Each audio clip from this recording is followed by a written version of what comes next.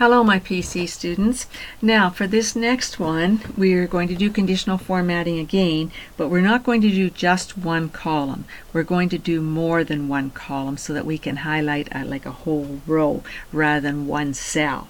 So I've opened up the one called Data for Esther conditional formatting. I've saved it already. So, and again, as you know, that's just to save me time. So right now I've got it on my screen. I want to click in cell A4, hold down my shift key and click in cell D26. So note that I've selected the whole, every column and all the rows. Okay, so what we want to do here is we want to once again go to Home tab. We're going to go to conditional formatting, and this time we're going to go down to manage rules. Okay, and this allows us to put in rules and add more than one rule at one time. So we want to click on the new rule button, and we want to use a formula to determine which cells to format. Alright, now this time we're not putting in $C, $4, we're putting in $. So we're going to put in equals $C and 4 and then equals quote sales. And I'll explain in just a minute once I get it in. Okay, so you know when you put a $sign in front of the letter, that says stay in the column. But you can go to rows 4, 5, 6, 7, as many as you want. Alright, so I said here $C, so we're going to stay in column C, but we're going to go from rows 4 down to 26 and find the word sales.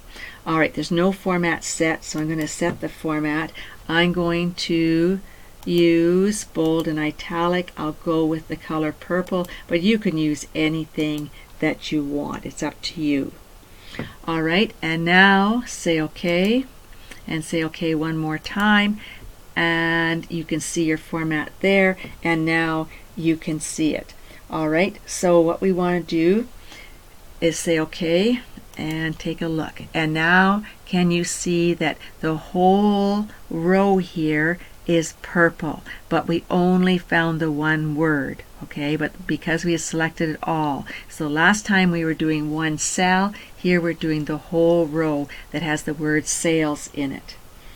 Okay, so what we want to do now is we want to go back to conditional formatting. We want to go to manage rules, and you can see that our rule is there. Okay, alright, so we want to put on show rule. We want new rule, and this time use a formula, and now we want to say equals $C4. Again, stay in column C. Okay, and we want to say that it equals equals quote support, quote, and then SUPPORT, quote. Okay, so this one I'm going to make it bold and italics. So I'm going to go to format, say bold and italics, and I'll choose green.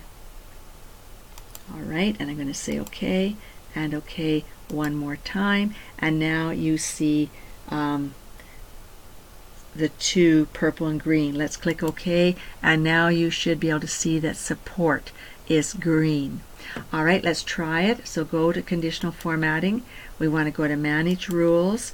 We want a new rule, use a formula, and we want to say equals $C4 equals, and the last was going to equal training. Okay, so I'm going to put in quote training and quote.